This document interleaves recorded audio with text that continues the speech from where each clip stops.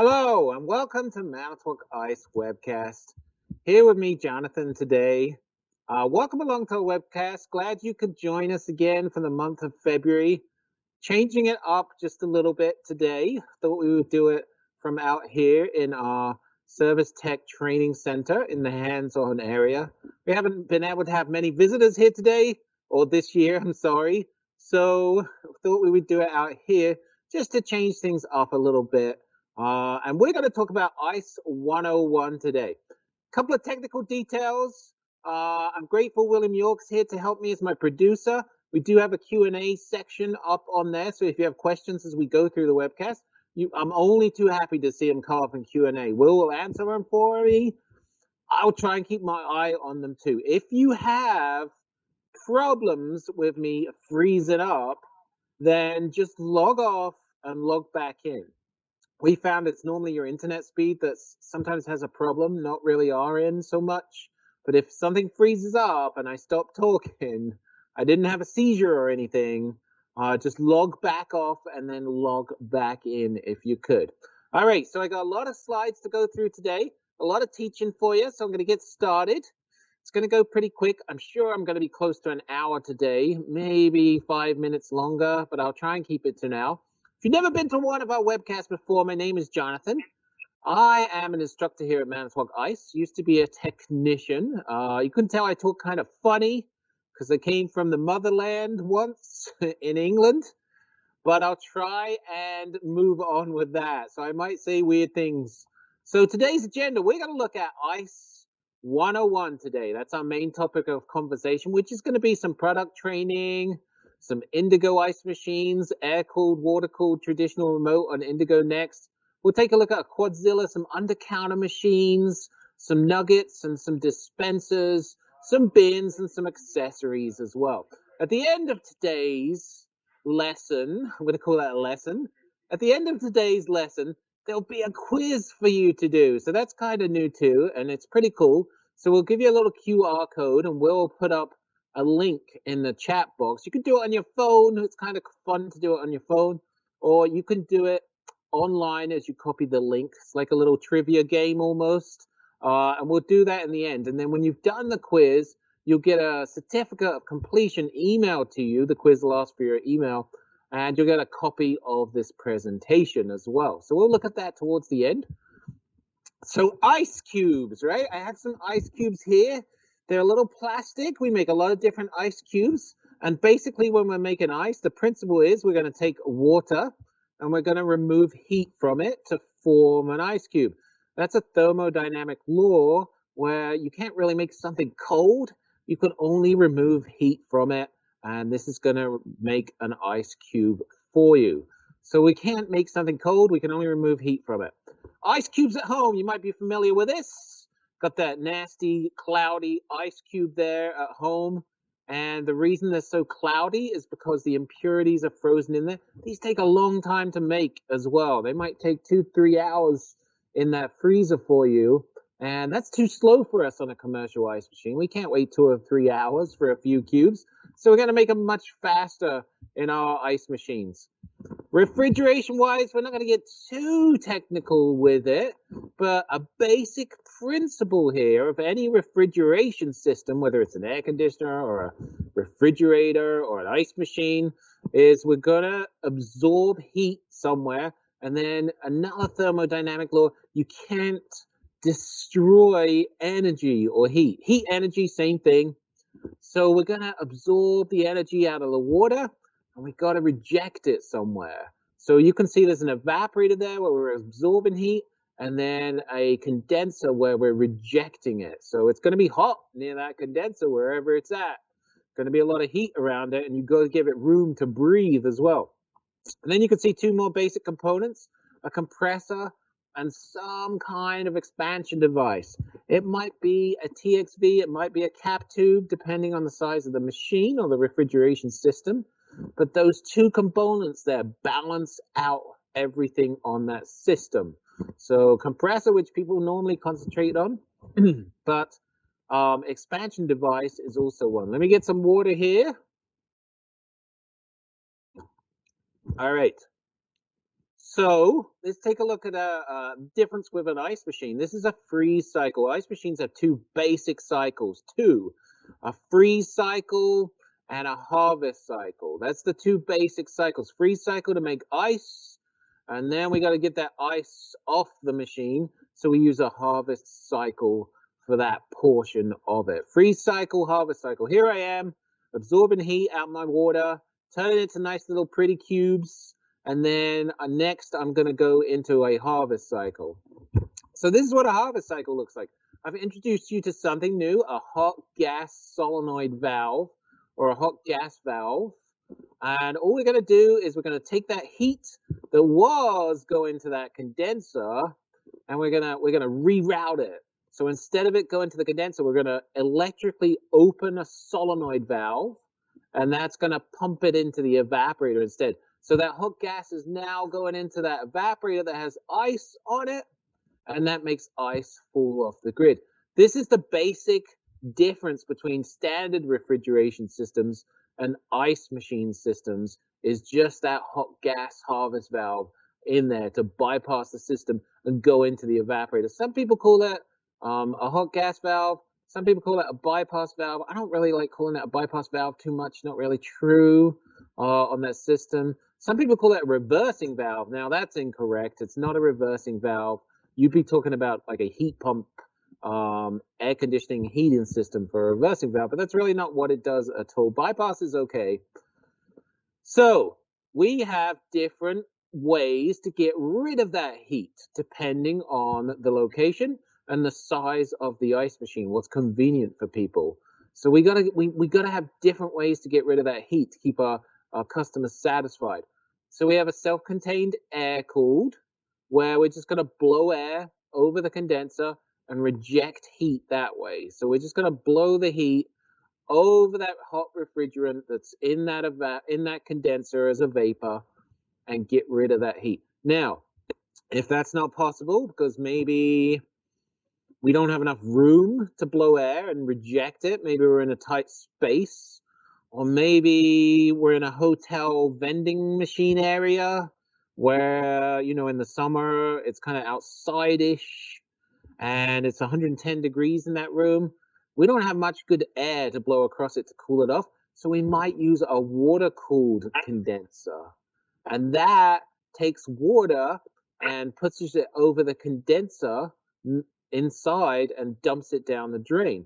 So we're going to be dumping a lot of water, which, you know, the government and the environment doesn't really like very much. So we don't see as many water-cooled ice machines anymore as we used to. Most of them are air-cooled when they're self-contained. And I say self-contained. Both those machines I talked about so far are all self-contained. That means they're all compacted like this one here. There's no pipes going out of it, being piped up to something outside. It's all in one little area, which is kind of nice to work on. You don't have to go searching around the roof or a basement to find everything for this ice machine. Now, again, that's not always an option. So we might go with a traditional remote. This is where we take that condenser basically, and we take it out of the machine and we put it outside somewhere. So if it's a big ice machine, it's rejecting a lot of heat into a kitchen, we might want to just take that condenser and put it outdoors, so it's just rejecting the heat outdoors instead, right? Now, people get confused over this because we make two kinds of condensers. We used to only make one for the longest time. That's why we called this one a traditional remote, where just the fan and the coil are outside, or the condenser coil in that little black box there. Those are the things that are outside. But we also make another kind of a machine since the year 2000, where we're going to take the coil and the fan and the compressor outside. Why would we do that? Because the compressor's noisy. People don't always like that noise, especially in a restaurant, in a drive-through. That noise they can't hear on their headset, and they want to get it outside somewhere. So we'll take that noisy compressor and put it outside, or in a lobby where people eat their food. They don't want to hear that noisy ice machine on the self-serve soda dispenser system anymore. So they'll take that compressor and put it outside. So a lot of chain accounts you'll see with a quiet cube like that. McDonald's, Panera, Noodles and Company, all these big chain accounts, you know, they have a little bit more budget than your mom and pop store, so they'll go with a Quiet Cube to get that noisy compressor outside. So Quiet Cube ice machine. 2 kinds of remote condensers, okay? 2 kinds. That's what throws people off, because, you know, we ask them what kind of remote it is, and they're like, it's just a remote condenser. I don't know what you mean, you know, because we have 2 kinds on there. One poor fellow, we asked him once, is it remote condenser? And he said, no, it's right here in town. It's not remote. So he didn't quite understand what we were trying to get across to him. So let's take a look at ice cubes then. We can make different kinds of ice cubes. Sometimes it's regional by country. Different countries prefer different size ice cubes. And sometimes it's just what the customer is looking for. So we have this big regular cube that we don't see in the United States too much, but real popular in Europe. In Europe, they don't drink much ice. And when they do want ice, they'll put just 1 cube in the drink, okay? Sometimes some of the restaurants and bars I used to go to in my hometown in London, they would charge you extra for ice. So they would just put 1 big ice cube in. We got a dice size cube, which is like the size of a dice. And then we got a half dice cube right here too. So what's the advantage of that? So a dice cube is going to melt slower in the drink, but it's not going to take up as much space. So it sounds kind of weird. Now a half dice, it might melt a little bit quicker, but it's going to displace the cup very well. Imagine this, right? You're an owner and you're selling soda, bag in a box soda. And do I want to fill my cup mostly with frozen water or mostly with soda? Well, to be honest, I want to fill it mostly with frozen water. So the dice, half dice cube is very popular in those circumstances. So different cubes for different applications on those units. Clear ice. So we want to get nice clear ice cubes in our commercial ice machine. We don't want to displace the flavor either. Some of our vendors like Coca-Cola and Pepsi, very concerned about their soda not tasting good when it comes out of a machine. So we make really clear ice on a commercial machine compared to that cloudy, nasty ice you make at home in your freezer.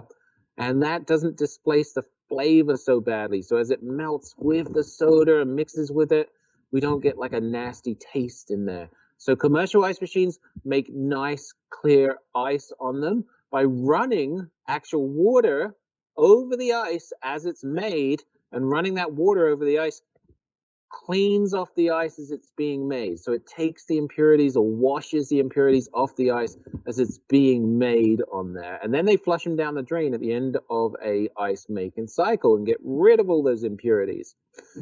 So we talked a little bit about some principles. We talked about residential. We talked about the difference between a commercial and a residential. And then condenser options. Very important that you understand we have self-contained, we have remote condensers, and we have air-cooled, water-cooled, self-contained. And then we have traditional remote or quiet cube remote. You won't really see that traditional name thrown into literature. I just use that because they've made those types of condensers since the late 60s, whereas quiet cubes have only been made since the year 2000. So I guess the year 2000, 21 years ago, not really new anymore, but much newer than a traditional remote. All right, let's take a look at some products then. So we've got dispensers, bins, accessories. You can buy Flake nuggets from Manitowoc. You can buy UnderCounter type ice machines. So a whole host of different products to fit your needs. This is a service school, not a sales presentation. So I'm not going to go over, you know, what product fits in what application and how much it costs and stuff like that. You can talk to a salesperson or your distributor for those kind of things. But I don't like to trick service technicians into a webcast and then trying to make it a sales pitch for them. I don't do that. I don't like to do that at all. We keep clear boundaries on those kind of things. So let's take a look at this Indigo NXT ice machine. One right here behind me with that beautiful touch screen.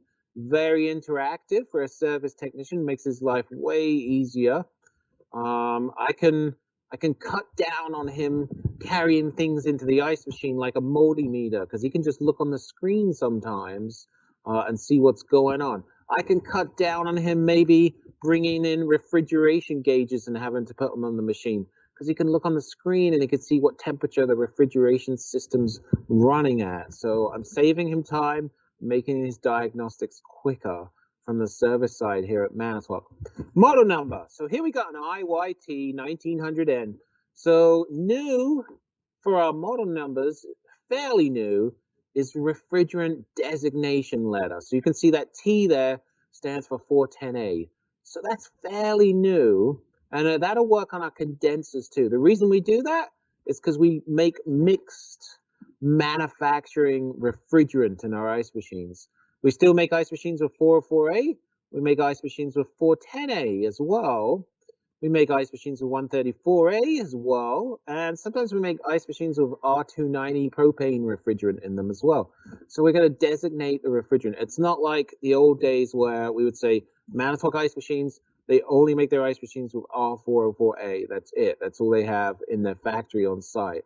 So we like to designate that on your machine now.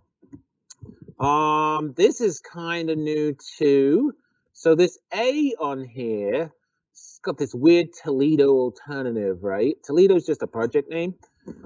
But I don't know if you're aware or not, Bristol stopped making compressors in 2019, 2018, I don't remember when. But all of a sudden they said, hey, in 6 weeks, no more compressors for the refrigeration industry or air conditioning industry. And we were like, what? 6 weeks? We use quite a few Bristols on some of our model numbers. So we had to find alternative compressors for that Bristol. And it might be a Samsung, it might be an Embraco or a Copeland compressor, but that A on the end there tells you it's an alternative compressor. Same model number, but it's got a different manufacturer compressor to the original in it. And the E on the end. What does that mean to you? E is another alternative. What does that really mean to you in the real world? Well, you go to one of your distributors and you say, I need a new compressor. And they say, what model number? And you say, IYT 1900N 261. And that's all you tell them. They're going to think it's the old original compressor. Now, if you tell them 261A, that's going to clue them in that you need the new style compressor for that unit. So it's important to write the whole model number down. Last letter on there designates the optional accessories, like X is for a Luminice unit on there. We can take a look at a Luminice unit a little later if you like, but we can take a look at it now. This is my Luminice unit. We'll take a little look at it later. This designates that it has a UV light in it, killing bacteria and mold spores in there. So obviously that's a big deal nowadays with all the corona stuff. Killing mold and bacteria and being effective against that stuff. So we've had it for years. It's really been blowing up lately on those units. So different size ice machines. Let's see, where are we at? Oh, right on time. So we got a 48, a 30, a 22 wide. 48, probably a back room somewhere. Pretty big ice machine. You're normally going to see a 48 in the back room of a McDonald's somewhere, but not in the serving area or some big restaurant in the back room, maybe an Outback. 30-inch, pretty standard. 30-inch is probably one of our most popular 30-inch wide ice machine. And then a little 22-inch wide if your space is restricted. Or, don't see this so much anymore because beverage dispensers are just getting wider and wider all the time with all the flavors they put on them. But it used to be that beverage dispensers a lot of the times were 22-inch wide. And you needed a 22-inch wide ice machine to go on top of that beverage dispenser without it hanging off the sides. So there's 22-inch options available on our ice machines as well. And just by the way, if you're new, that sitting right there is an ice machine sitting on top of a bin, okay? So it's an ice machine on a bin. They are separate. That's not one unit right there. Some people get confused and think that whole thing is one unit. And they give us the model number of the bin a lot of times when we ask them what the model number of the ice machine is. Remotes. So here's a traditional remote available in 48s, 30s. 22s probably not gonna, be big enough for a remote. Nobody would want it. That's where I'm taking the heat, throwing it outside somewhere. Could be on a roof, could be on the side of the building, could be in a parking lot on those machines. And we're going to throw that condenser out on that ice machine outside to reject the heat a little better. Quiet cubes available in 30-inch and this weird looking 22-inch wide IB unit. Weird looking, right? It's called IB because it's iced beverage. Notice how narrow it is. IB units were designed to go on beverage stations. So that's why it's called an IB, iced beverage. That other ice machine, it could go on a bin. It could go on a 30-inch wide beverage station. It could go on a hotel dispenser. But that IB was designed to go on a beverage dispenser. Why does it make it special? It's so narrow, it's so thin, that you could take the lid off the beverage dispenser and still get really good access in there. Whether you want to clean the beverage dispenser out with really good access, or whether you just want to manual fill the beverage dispenser on lunchtime because ice machine might not be keeping up in the drive-through and you want to take ice from the back room and just throw it into that beverage dispenser if it's not keeping up. So you'll see a lot of those IBs in drive-through units. You'll see a lot of them in the restaurant or the fast food lobby area, if we ever get back in those, where people eat, to make it nice and easy to clean on that. IB, unit iced beverage, like I said. Let's take a look at the machine details a little bit now. Front door, we can see a nice little badge on there. We can see a interactive touch screen for you on your ice machine. Does an ice machine need a touch screen to make ice? No, not really, but it makes it interactive for our technician. It makes his job way easier, right? I don't need a touch screen on my phone to make phone calls, really, but we're in an age where I want as much information as I can get. And that's what that touchscreen does on that ice machine. Gives you as much information, probably more than you need to do diagnostics with it, okay? We can swing the front door open on this ice machine too because it's hinged. Let's flip that ice machine back around. Take a look at the back. You can see we've got nice little labels on where to connect it. This one happens to be a water-cooled. So I got nice big stickers. Used to be like these little tiny stickers to tell you where to connect them, and people couldn't read them, especially if they're looking around the back of the machine. So we put nice big stickers on there telling you where to hook up your machine, making it as simple as we could. This one's even got a safety kit on it where it attaches the ice machine to the bin. That's an extra if you want one. States like California, they might require safety kits, or sometimes they call them earthquake kits, where it attaches the ice machine to the bin. Most local codes, you don't need to attach the ice machine to the bin. You don't need to. So just check with your local code on that. But that's an accessory that you can buy if needed. Look at the front of the machine. I took the door off. It does swing open. And then I can take the door off if I want by just pushing a little spring-loaded hinge down. No tools in there. I don't want to have to use my tools to take that door off. And I get nice, easy access to that ice machine. Notice that control board. It's front-facing. It doesn't face sideways. We pay a lot of attention to get all those wires out of the way of the board so you can clearly see the board because it's got indicator lights on it to tell you what's going on if you're a technician.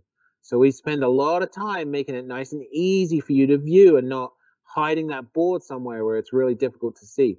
You got a contactor there up front so you can get to it nice and easy. We don't even put screws in the back of the contactor because they're really hard to take out. So here in our service department, people like me and Will York would say, can we not put screws in the back of it because it just makes it hard to take out for a technician? And an engineer wouldn't think of that. They wouldn't necessarily think of that because they've never been technicians replacing parts in the field. Nice touchscreen, some buttons on the front there. And then there's this big red label hanging out there on top nowadays that talks about a new filter dryer on this ice machine. So I have one here. Let's see if I can show you.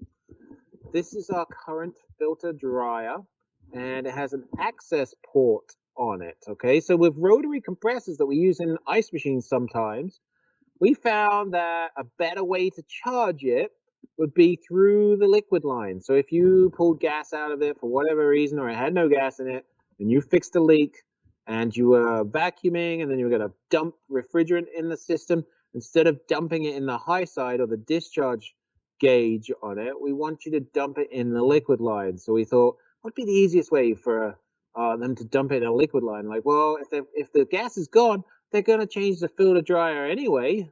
So you always change the filter dryer if you pull gas out of the system. So when you change it, now you have an extra access port. New ones come with them, obviously, built in. But you have an extra access port now on the filter dryer in that system to charge it up in the liquid line.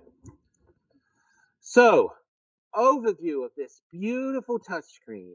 Oh, makes me so happy. I'm so excited about it. Makes me so happy on this ice machine that it's so much information at your fingertips, right? When I'm working, I'm here in the factory, I'm here in the training center. I don't get to see a lot of machine problems live, but I tell you, I go out to field tests sometimes, and I use this touchscreen, and I'm just amazed at the information this can give me. The feedback it can give me is just, for a technician, is so valuable. I can see exactly what's going on when I'm not there. I can see the longest freeze time, the shortest freeze time. It's just so much valuable information on that touchscreen. So, orange lock. Had a couple of people saying, my touchscreen don't work. I press it and nothing happens. And it would come back here for warranty, and we'd plug it in, and we couldn't find anything wrong with it, except it was locked. Right? This could be in a public place, like a hotel or a self-serve beverage area, and you might not want little kids or even adults like me to play around in that touchscreen, okay? So you want to lock it out. So there's 3 buttons on top. Those are behind the front door. When you close the front door or the front panel, those 3 buttons on top are hidden, so you can't just turn the ice machine off just to be annoying. And there's a lock button up top. You can see that lock button, the padlock. When you hit the padlock button, orange padlock comes up on there. Screen won't operate on that machine. Screen won't operate. So that is a key indication that the screen is locked. Before this software, a long time ago, there was just like a little small white padlock, and people wouldn't notice it sometimes. And then they'd be like, my touch screen's not working. I keep pressing it. It's not working. I don't know what to do. I guess I'll just replace it. So we updated the software on that machine for you. All right, closer look. We got some padlocks here. This machine, it's got a little blue S. You can see that. That's our sanitation device or luminize device on this machine. It's got 2 little hoses sticking out of it that suck air in and blow air out, and they pass it across a UV bulb in there. I'll show you a little more in detail. Actually, I can just slide the bulb out of here a little bit for you. So here comes my UV bulb out the machine, and it tells you if it's in good shape or not. So blue means good or go. If it's red, that's not good. If it's flashing red or it turns red, that means either the bulb is not working or it's time to replace the bulb. You should replace that bulb every 12 months. So if you see a red on that little S, it means my bulb needs attention on this ice machine, okay?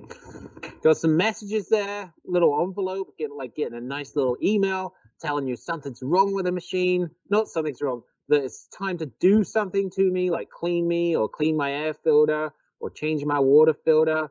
It's telling you, it's squeaking at you. And then your triangle up there, your warning triangle, tells you that something's not quite right. It tells you it picked up an error. Maybe it didn't shut the ice machine down yet. Maybe it did. But you just press it with your finger on the touchscreen. It's going to tell you what's going on that ice machine. Like I talked about, power lock or screen lock here. You press the lock, and I can unlock that screen on the ice machine. I'm going to press the info button to see what my machine is all about. And with just one touch, it's going to tell you the model number, the serial number, when the warranty started on it, the data manufacturer, all that information, the software version right there. So, you know, you don't have to go through like a bunch of menus to find out the model and serial number and when the warranty was started and how long the warranty's got left on it, things like that on that ice machine. Ice thickness probe. So more identifying an ice thickness probe here. So this is my ice thickness probe, and it hangs on the evaporator grid. It's got a little bump on the inside of it. So this is my ice probe. You might remember the old ice probes. I call them like a upside down T probe with a red wire coming out of it. So this is the older version ice probe, and this is the nice new improved ice probe. This was a good ice probe, but it wasn't that smart. It didn't know the difference between water and scale on it. It didn't know the difference in ice. So if it get junked up pretty good, it thought it was touching ice. Now this one's so smart that it listens. It's an acoustic probe, and it actually listens to the ice being made on the evaporator. And when the ice touches it, it makes this little scratchy noise, and that puts it into a harvest cycle on that ice machine. So ice thickness probe right here. You can see the water came down the grid, ice formed, pushed out, it got to a thickness, and it put it into harvest. So you see my little ice cubes there at the bottom, and it says an 8-inch bridge thickness of ice. That's what we're looking for. Some people get obsessed about the dimple in the ice or the hollowness in the ice or something like that. We don't want to worry about that. All we're worried about is the bridge thickness. That's the part of the ice cube that connects it to the next ice cube. And we're looking for an 1/8 of an inch. So we want to get that distance right on the ice machine, an 1/8 of an inch. So in an ice machine, when the sheet of ice drops, it should break up into individual cubes when it hits the bin. They shouldn't be all clumped together still. That means your ice is set too thick. All right. Or if they melt out before they drop, that means they could be set too thin. So 1/8 of an inch bridge thickness between the ice cubes. Okay, that's what we're looking for. You can adjust that ice thickness probe with the adjustment screw right on the front of it, a 5/16 adjustment screw right on the front of it. Okay. All right, ice probe, just a little show you of what they do. Sequence of operation on an ice machine. All ice machines have a sequence of operation where they go through step by step for making ice. This is what freaks some technicians out. It just scares them. There's certain steps an ice machine has to go through to make proper ice on the grid. So sequence operation freaks people out. I'm not going to go through it right now. It's really easy. But I'm not going to do it right now. That we'll do that on one of our other webcasts, talking about how an ice machine operates by sequence of operation. But you can see on the screen there, we got a machine making ice, and we got a bin full on there. So it lets you know on the screen exactly the status of that ice machine and what's going on with it. There is a handy dandy bin thermostat kit as an option or on an IB that plugs straight into the board on thermistor T5 that makes it drop ice level in the bin. So normally your curtain is your bin switch, but if you wanted the ice level lower in the bin, maybe it's on a beverage system, you can just plug into T5 with that K00477 universal bin thermostat kit, we would call it. My Siri is going off. All right, so left side of this ice machine, you can see some components in there. You can see the TXV on that left side. Right side, you can see that rotary compressor sitting in there on that ice machine. Top of the ice machine, looking down from the top, you can see my little warning tag telling you to charge through the liquid line. You can see I've got gauge ports on top of it, looking down from the top. Some refrigeration tubing in there. Pretty compact setup, but we've designed it to make it easy for service on your ice machine. Filter dryer. It used to be on that right side location, which was hard for a service technician to get to. Still there on a few machines, but in engineering, we told them as from service, we're like, we can't have a filter dryer buried back there. My technician's got to change it. Let's move it to somewhere where you can get to it, so it's moving to the left side. It's been done on a lot of machines already. There are a few more machines coming for it to get that change made. But again, we're trying to make life easier for you as a technician, trying to make this as easy to service as possible on that ice machine. And we're gonna, just as a reminder, we're gonna charge through that service port and the filter dryer if you have to take refrigerant out or if it's all gone or you pulled a vacuum. you can dump your liquid into that liquid line before you turn the machine on. And you might get 90% of your charge, and you might get 100% in on that thing. Here's a little thing I like to talk about real quick that people don't know about. Top air discharge. So sometimes people don't have enough room on the sides of the ice machine to reject that heat. It sucks air in the back, blows it out the sides. You could, as an optional extra, buy a kit that sucks air in the back, blows it out the top if you didn't have that side clearance. So that's an option not many people remember or even know about when they're looking at their ice machine for clearances, right? I'm sure all technicians have been in a place and it's just shoved up against the sidewall and it can't get rid of its heat in the summer. All right, let's look at some traditional remotes. Love a good traditional. Condensers outside. Condenser coil and fan are outside. So you've got to have some kind of piping going from inside to outside. So you have on this machine a discharge line and a liquid line. People always want to say suction and liquid because they're so used to the compressor being outside. But remember, this compressor's indoors, and the compressor suction line goes between the compressor and the evaporator. So no suction line going outside on a traditional remote. CBDs, now they have a suction line going outside now, right? Because now you got a compressor on the roof, and you got a condenser on the roof, and an evaporator indoors. So now you have a suction and liquid line going between the two.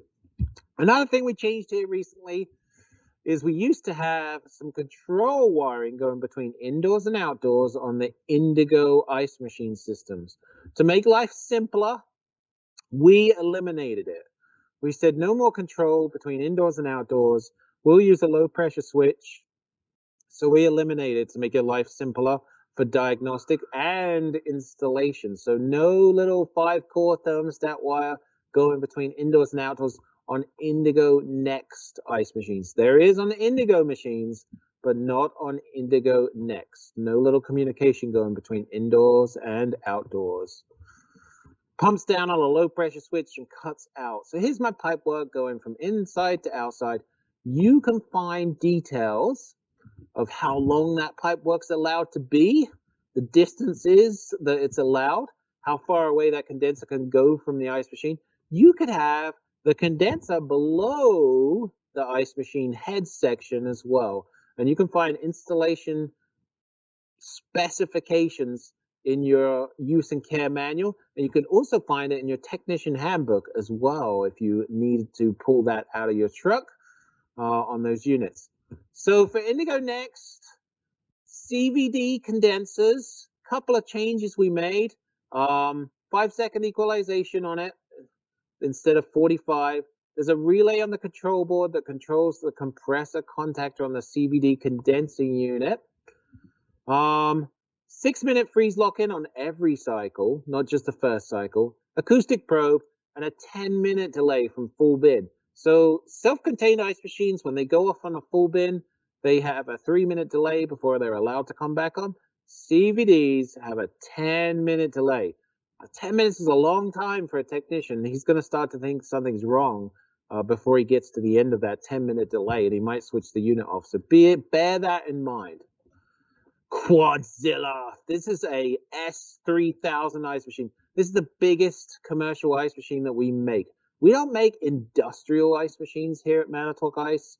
We make commercial ice machines. You can get bigger ice machines than this, but then you'll get into the industrial groove range.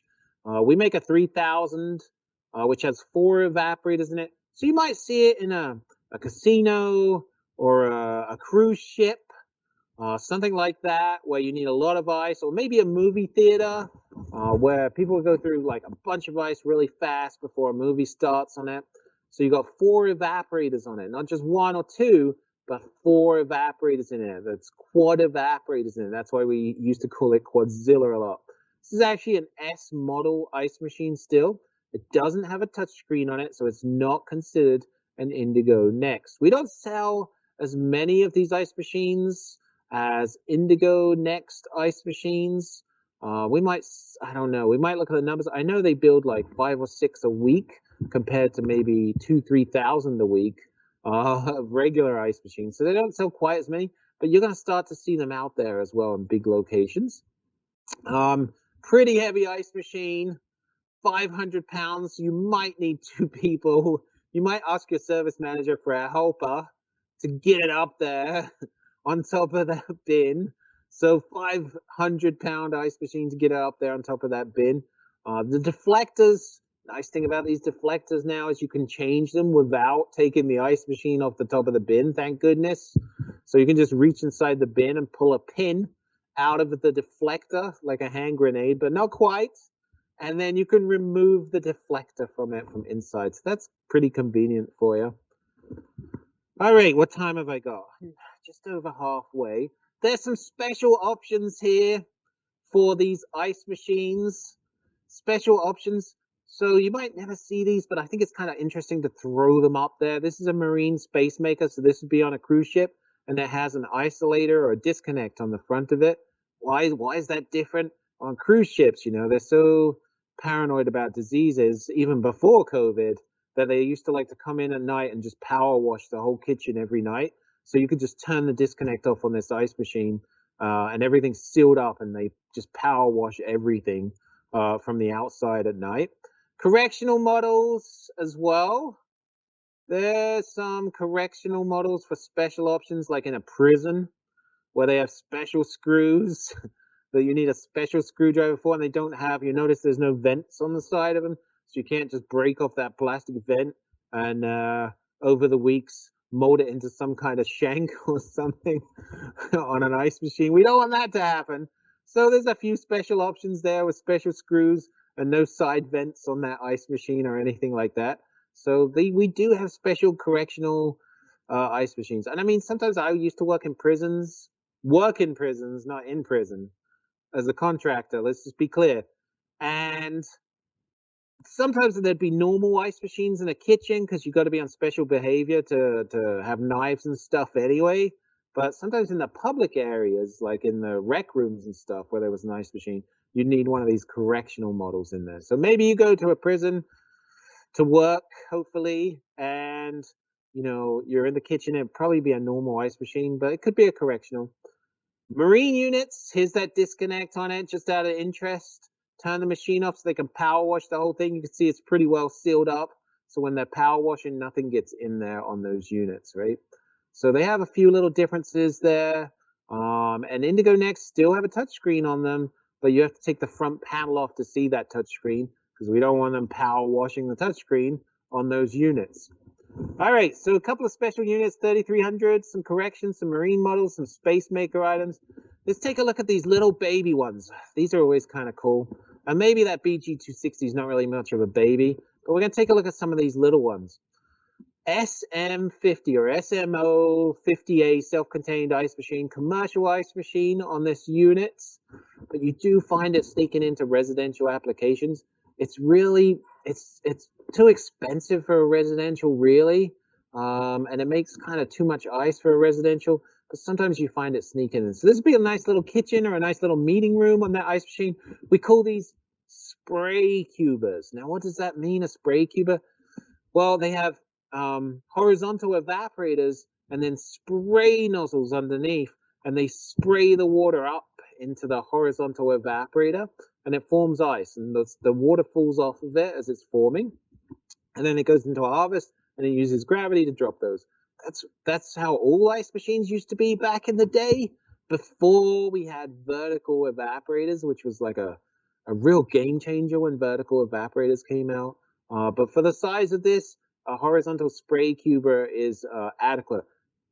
Characteristics on spray cubers, they take longer to make ice. They're not as efficient as a vertical evaporator. So you're going to take a little bit longer to make ice. So here's my little SM50 evaporator on the top, tin plated evaporator on an SM50. So you have to use metal safe ice machine cleaner. I got some of our ice machine cleaners here. Here's our regular ice machine descaler. You're going to notice it says, you probably can't see this too close up, but it says cleaner / descaler. And we're starting to move away from that word cleaner because it confuses people, and use the word ice machine descaler. So you're going to see that over the next few years. And then I have a bottle of Ice Machine sanitizer. You know, so people would get confused. Cleaner, sanitizer, but doesn't sanitizer clean? So why are they different? So we're moving to descaler, the word descaler, and then keeping with the sanitizer. Now there's a third one called Metal Safe Ice Machine Cleaner too, which has to be used on tin-plated evaporators like this one, because that regular cleaner or descaler, too strong. Neo ice machines, nice little baby Neo ice machines. They are, you can get really small UE65 that makes 65 pounds a day. You can get an 80-pound a day little ice machine there. 134A on these two little babies right here, very small on these Neo ice machines. And they use cap tubes sometimes. The smaller one uses a cap tube system or a capillary tube system. And that larger one uses a TXV with 134A. Air flows out the front, so sucks air in the front, blows it out the front. It's kind of a split front on it. So you can put them in, you know, under a counter, up against other cabinets, and it won't affect the heat rejection on them. Neo 140, 190, 240, 310, very popular. A lot of good features on this ice machine. Bin door, if I flip it open, you can see the nickel-plated evaporator in there, so we can use regular Manitowoc descaler. Scoop holder built in. That's unusual to have such a nice scoop holder that I can put on the left or the right. And a nice large scoop too. Some of those little ice machines, the scoops are so small you can hardly scoop anything with them. Keypad up high on it, so you can see what's going on with it. Keypad up high. Some of these ice machines, the clean button is like under the grill at the bottom, and you can't tell what's going on, and you have to get into the control board to access it. All right, let's keep moving on here. They use the misters to control them on those ice machines. The whole chassis, I should say the whole bin can slide off, and it will just blow your mind how easy it is to get to that. Once you know it slides off, I've had people change compressors that didn't know it slid off, and they did it from the back of the machine, and they were so frustrated. But just two little screws, and drop the tabs, pull the drain off, slide the whole bin off, so you can get to everything on my Neo ice machine. Back of that ice machine, if you wanted to get to the back of the ice machine and take the back off, maybe you took it to your workshop, you could. Nice, easy access, many options to access the back of that ice machine. BG260, this makes a 60-gram cube, this big boy right here.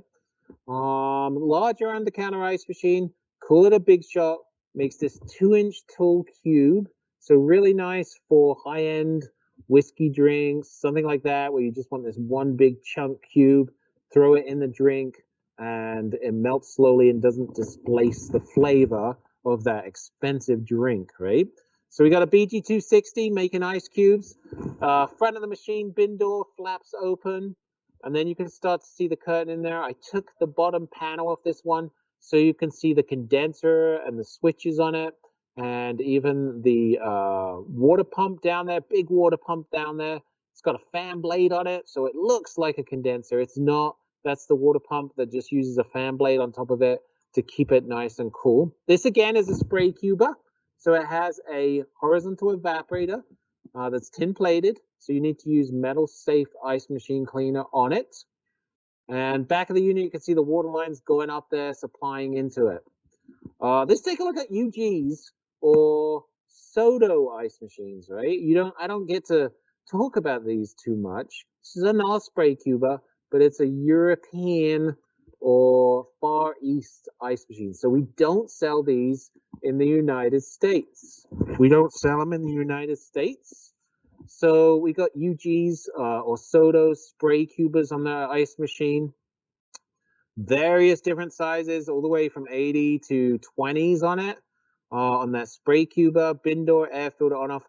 You know, we don't sell in the United States, but this is an international webcast. And on my 5 p.m. webcast tonight, I do get people from Australia and little islands out there that have these. One time, a guy called me and he's like, I got this Sodo UG. I've never seen it before. And he was in Florida. I'm like, how on earth do you have that? They only run on 50 hertz, 230 volts. And he's like, whoa, it's on a yacht. And so, you know, some guy going around the world brought his yacht into a port in Florida and said, my ice machine's not working. Can you fix it? And he'd never seen it before. So I like to bring these up just so that you're aware that we do sell, specialized ice machines to other countries that may not be sold in the United States. You can see the evaporator spray jets, nice and easy to remove, blowing up into that machine. Back of the ice machine, I've got a plug on it from electrical. I got my water tubes coming up to the evaporator. It is what we call a water-assisted harvest on this ice machine. So a water-assisted harvest where we use water to help the ice cubes fall off the evaporator during harvest. We don't do that on our regular Indigo NXT ice machines. We normally run a dry harvest unless something is going wrong with it, then we'll assist it with a wet harvest. So SM50s, Neo, BG260s, feel free to ask questions. I am keeping an eye on that Q&A section over there. And then Flake Nugget ice machine. Oh, I love this Nugget flaked ice machine. The Nuggets are they're like little cylinders. I used to call them rabbit turds, but that doesn't always go across real well. Flake is like little flaked ice, really good for physical therapy and seafood displays and everything like that. And nugget ice is used in a lot of drinks these days because people like to chew that nugget ice. Sometimes they call it the good ice now, nugget ice, but it's made very differently to how a Cuba makes ice. There's a lot more components going into there. So these are the various models. We got countertop, we've got undercounters, we've got modulars on those ice machines, and then we're stepping up to some bigger modulars and some larger capacities on the flake. So those big 2500 flakers, you might see those in like a seafood store where they need to do massive displays of fish and stuff like that, or maybe even a supermarket or grocery store, or maybe a restaurant where there's a salad bar and they display it all. And Flake's real good for physical therapy too. So a lot of times when I was a technician, I'd see them in high schools because you could pack them into a nice little bag and just mold it around somebody's knee or something. So you'd see them in those applications. But again, they make ice very different. They use an auger type evaporator. I just happen to have one here. So this is the auger that I've taken out of the evaporator. And it sits inside a barrel, I call it almost, and it turns slowly. And as I turn it, the flights move up. And what it does is it scrapes the ice off the walls of the inside of the barrel and pushes that ice out the top on it.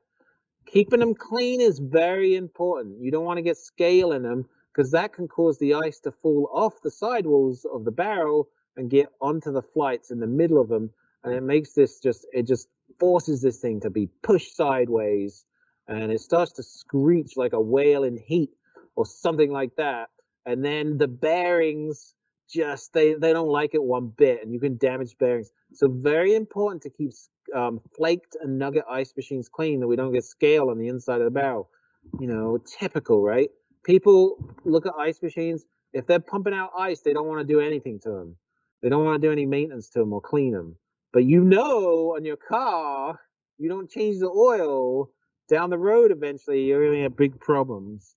Here's a cutaway of what that evaporator would look like. So this is the evaporator barrel, and an auger sits inside the evaporator barrel in this unit and rotates. So this is full of water sitting right at the top right here. Barrel's refrigerated, gets cold, forms ice on the walls of the barrel, and this auger rotates, scrapes the ice off, and moves it up. So there's a lot of bearing force in here. Whenever you're grinding ice against metal, there's a lot of forces going on, and we want to basically keep the scale off it, okay? All right, where am I at? I'm getting there. So let's take a look at dispensers. This is what we call a hotel dispenser. They come in 30-inch wide, 22-inch wide. You can get an option of water dispensing. In a hotel, you wouldn't want to dispense water, you just dispense cubes. But sometimes you'll see these in like factory lunchrooms where they'll dispense ice and water, or sometimes like a big cool center for a credit card or something like that. They'll have them in those locations as well. Ice baffle kits are included in these machines. You can get 30-inch wide, you can get 22-inch wide on these ice machines. Here's the baffle on the front of it. It just slides in front of the water curtain. You can buy this baffle as an optional accessory, but it does come with the dispensers automatically shipped with them. Bins. We got big bins, little bins. We got all the bins you could want, right? All the different sizes you could want on an ice machine. So the slope front on that ice machine helps you get the ice out. We got large bins, little bins. We got bins that have carts under them.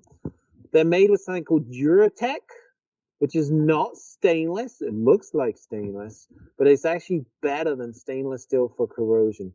Sometimes when there's chlorine in the air, especially if you're in a hotel near a swimming pool, stainless steel can actually react with chlorine and you get these little rust spots. But Duratec, much better.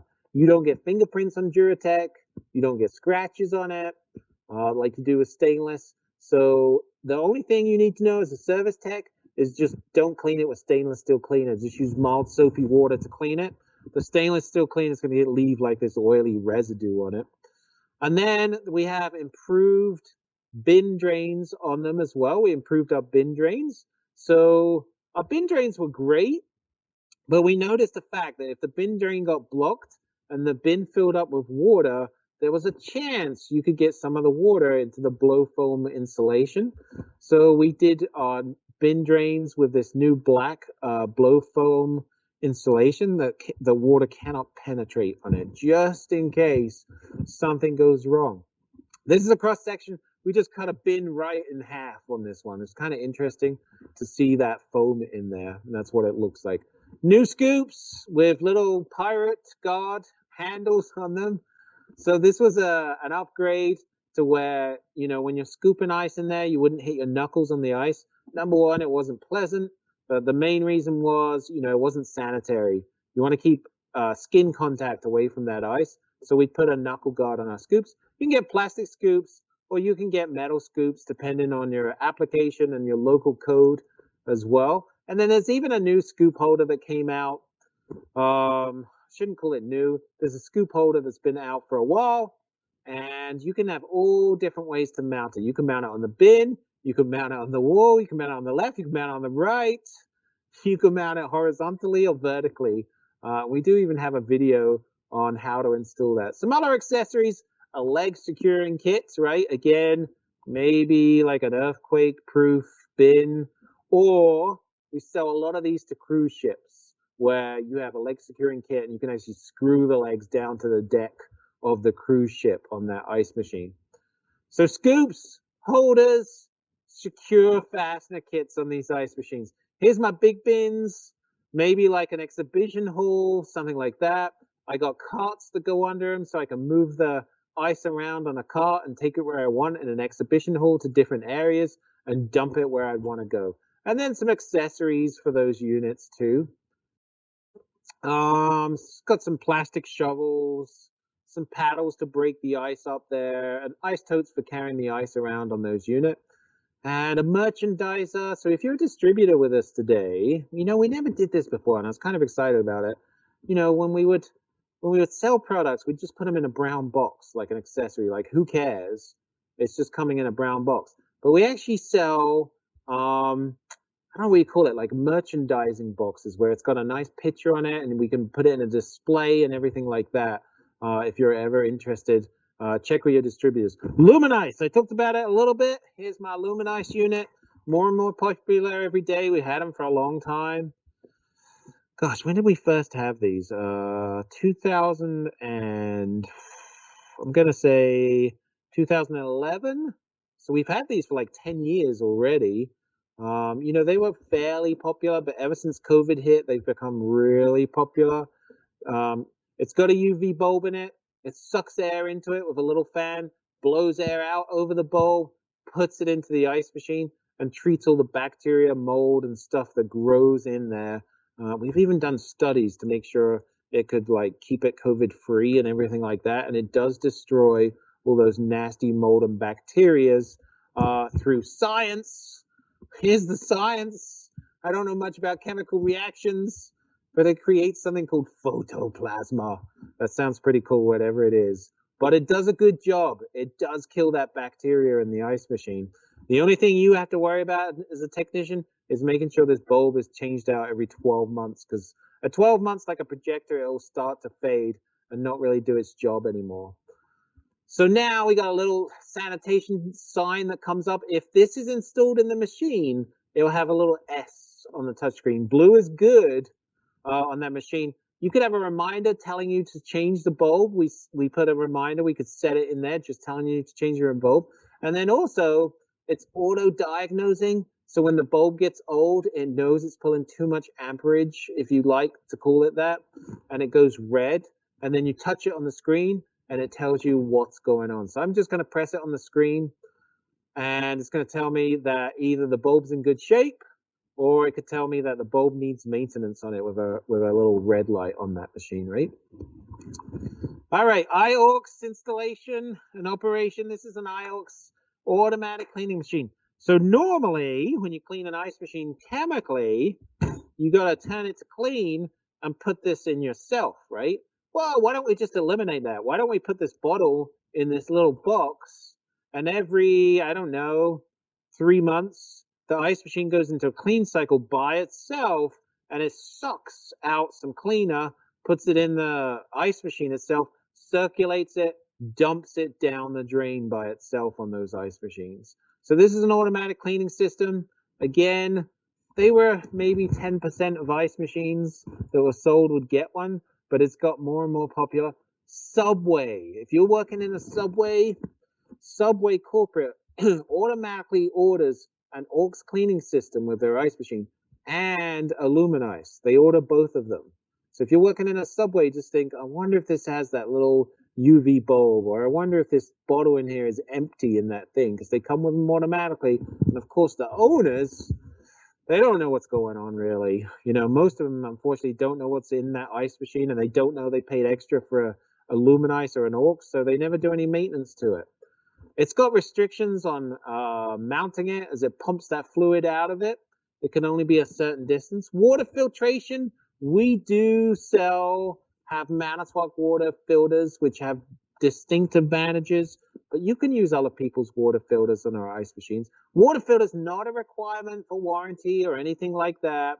They don't extend the warranty. I've been asked that for a while, but we do sell an Arctic Pure water system on our ice machine. So here I've got different sizes here. I can use copper tube into it. I can use plastic tube into that ice machine.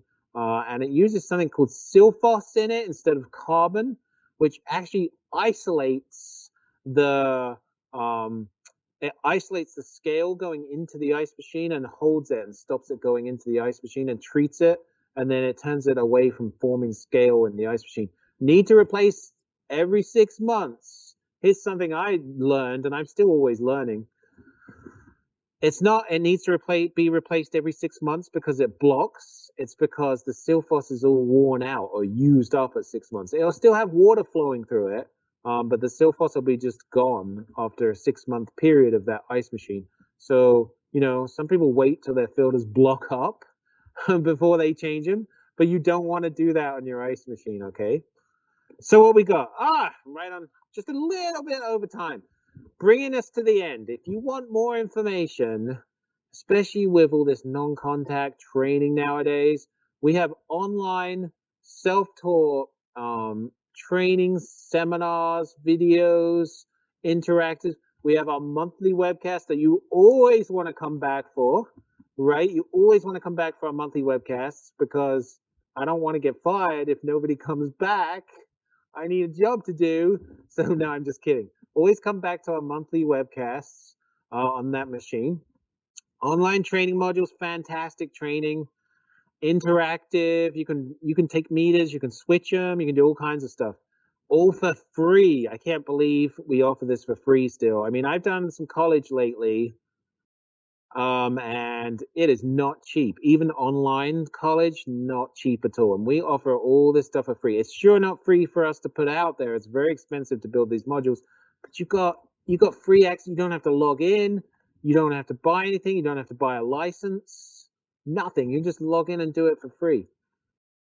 Jim asked me a question. Oh, I got a question. I'm so excited when I get a question. What happens if you don't use that end charge through the front? Oh, you're asking about the filter dryer, right? On a rotary compressor, Jim, I know Will answered this. On a rotary compressor, if you pull a vacuum on it, different to a reciprocating compressor, if you pull a vacuum on it and you dump liquid into the discharge line, on a reciprocating compressor, the discharge line, the reed valve would stay closed. So it wouldn't really matter. It would just fill up the condenser. But on a rotary compressor, depending on where you turn it off and its rotation, the discharge valve can stay open. There is no suction valve on that unit, and you can dump liquid into the compressor itself, and it can short the windings out, or when you turn it on, it tries to pump liquid and that damages the compressor. So yeah, I'm glad you asked. I told you what to do, but not why, right? And some people need the why. It's just sometimes it's time doesn't allow me to go into the why sometimes. Training videos, we got a lot of training videos online. You could scan any of these QR codes. You can go to Manitowoc YouTube page, Manitowoc Ice YouTube page, and find a lot of videos about how to diagnose water probes, ice probes, all those kind of things, how to install things. And we're coming out with new videos all the time to make your life easier and quicker as a technician, right? And we're trying to watch the time on those videos too. You know, I don't want to make you watch a 15-minute video to diagnose an ice probe or something. You don't got time for that when you're out on site, right? 10:05 here in Manitowoc, Wisconsin, just 5 minutes past. Now I'll put the quiz time up for you on that machine. So quiz time, scan this QR code. We're going to leave it up here for a while on your phone and take you to the little interactive quiz. Make sure you put the right email that you want a certificate sent to you for attending this webcast. It's fun to do, and it reinforces what you've learned, okay? So it's always good to have some reinforcement. It just kind of burns it in your brain a little stronger if you go through that quiz, you know? So go in there, do that quiz, then you'll get a copy of this presentation for your records, so you'll have it on file anytime you want. And you'll also get a certificate of completion on there, right? So go ahead and head over there now. We'll put a link to the quiz, because you can't just click on the screen, right? Because that's a PowerPoint.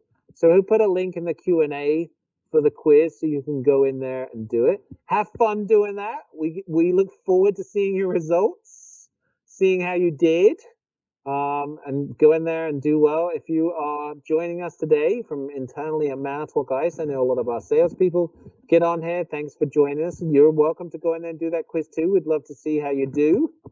And if you have questions, let me know. My name is Jonathan here in the Manitowoc Ice Service Training Center here in Manitowoc, Wisconsin. And I will see you next time from Manitowoc, Wisconsin. See you next time.